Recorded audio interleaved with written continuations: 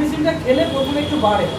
ওনার এত বাড়াই বেড়েছিল যে উনি এখানে কাজ করা তো দূরের কথা, উনি আমাদের প্রোডাক্ট সম্পর্কে অলরেডি মানে একটা নেগেটিভ ছড়ানো শুরু করে দিয়েছে। হ্যাঁ, তো সেই জায়গা থেকে ওনাকে প্রতিনিয়ত ফোন করে করে বোঝাতাম যে দিদি আমাদের এই জায়গাটা মেডিসিনটা খেলে প্রথমে একটু বাড়ে, আপনি একটু ওয়েট করুন, ধৈর্য ধরুন, ওই যেটা বেড়েছে ওটা কমে যাবে, তারপর থেকে আরও কমা শুরু হবে।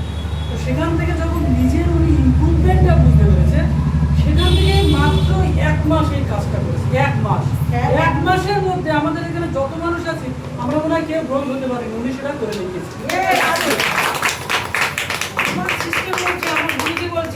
রোগা মোটা কালো শিক্ষিত অশিক্ষিত কিছু চাই না, চাই একটা মনের মতো মানুষ, একটা সৎ সাহসী মানুষ যে সাহস নিয়ে রাস্তায় বেরিয়ে লড়াই করতে জানে। সেই লড়াই করে আজকে সে ব্রোঞ্জ 1 মাসে ওকে সান্নিধ্য আমি দিয়েছি।